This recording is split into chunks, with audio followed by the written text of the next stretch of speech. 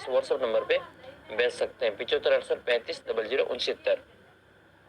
तो कक्षा 8 की जो व्हाट्सएप ग्रुप है उसको भी ज्वाइन कर लेना, उसका भी लिंक इसी वीडियो के नीचे डिस्क्रिप्शन बॉक्स में मिल जाएगा।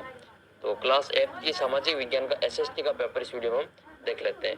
तो आइए इसका जो पहला क्वेश्चन है वो देख लेते हैं। पहला प्रश्न है कि बंगाल का प्रथम गवर्नर जनरल कौन था? तो इसका उत्तर हो जाएगा वारेन हेस्टिंग। तो बंगाल का तो था वारेन हेस्टिंग। आपको कमेंट करके बताना कि भारत का प्रथम गवर्नर जनरल कौन था।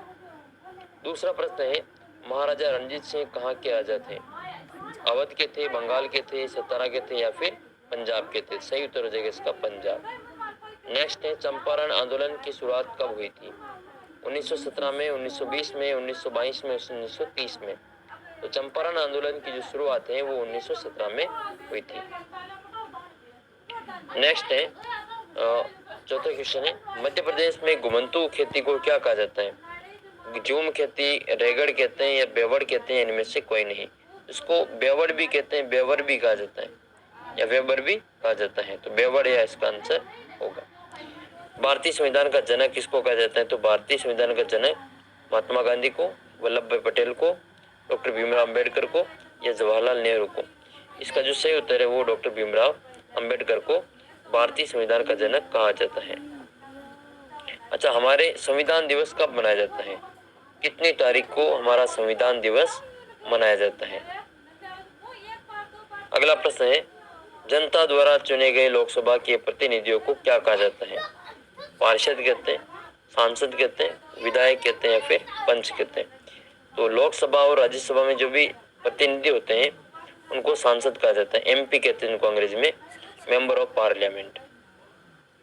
जबकि नगर पालिका, नगर परिषद इसमें जो होते हैं वो पार्षद होते हैं। और जो विधानसभा के सदस्य होते हैं उनको विधायक कहा जाता है, एमएलए कहते हैं इनको अंग्रेजी। 99 सीटों पर अभी चुनाव हुए थे और जिसके परिणाम भी आ चुके हैं। अगला प्रश्न है 7वां क्वेश्चन है निम्न में से कौन सा नवीकरणीय संसाधन है? नवीकरणीय का मतलब जिसका एक बार उपयोग होने के बाद में वापस उपयोग किया जा सके। मशीनें नहीं, कोयला भी नहीं, पेट्रोलियम भी नहीं, लेकिन सौर ऊर्जा। सौर ऊर्जा एक ऐसी ऊर्जा है जो नवीकरणीय संसाधन के रूप में काम आती है। इसको एक बार काम में लेने के बाद में वापस इसका उपयोग किया जा सकता है।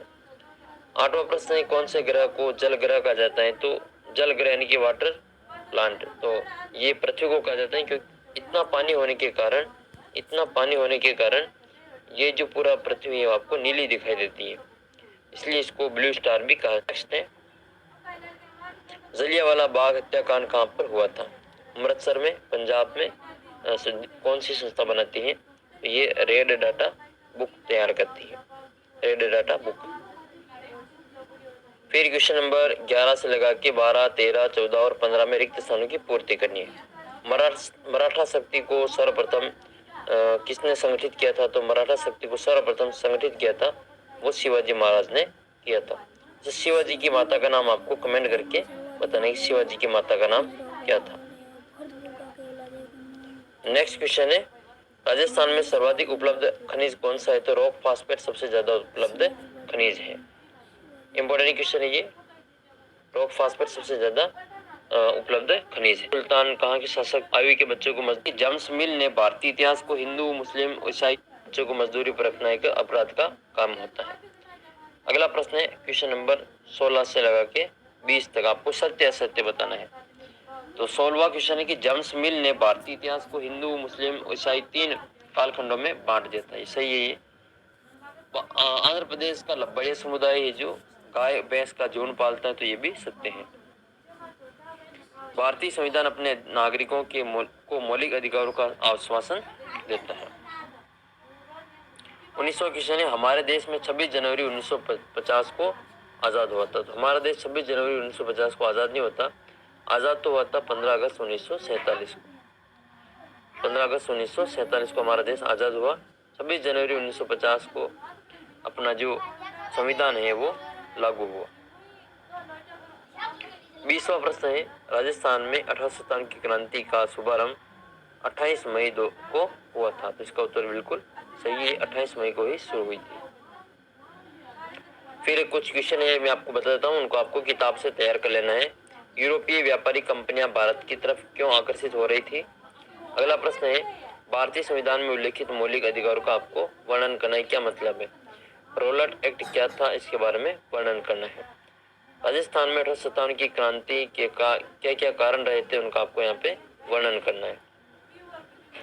25वें प्रश्न में, राजस्थान एकीकरण से पूर्व किन्हीं 4 प्रमुख रियासतों के आपको नाम लिखना है, जैसे मेवाड़, मारवाड़, बीकानेर, तो ये सभी आपके रियासतें थी। अगला प्रश्न है ये कि अनवीकरणीय संसाधन क्या है। अनवीकरणीय संसाधन वे होते हैं जिन संसाधनों का हम एक बार ही उपयोग कर सकते हैं, उनको बार बार उपयोग में नहीं ले सकते हैं, तो उनको अनवीकरणीय संसाधन कहते हैं। इनको दोबारा काम में नहीं लिया जा सकता, ये अनवीकरणीय संसाधन कहलाते हैं। फिर आपके अगला प्रश्न है, संसाधन से क्या तात्पर्य है और मानव निर्मित संसाधन से आप क्या समझते हैं, इनका वर्णन करना है। भूस्खलन किसे कहते हैं, इसे रोकने की प्रविधियों को स्पष्ट करना है। जो लैंडस्लाइड होता है वो किससे कहा जाता है और इसको रोकने की जो प्रमुख विधियां हैं वो कौन कौन सी, इसका आपको यहाँ पे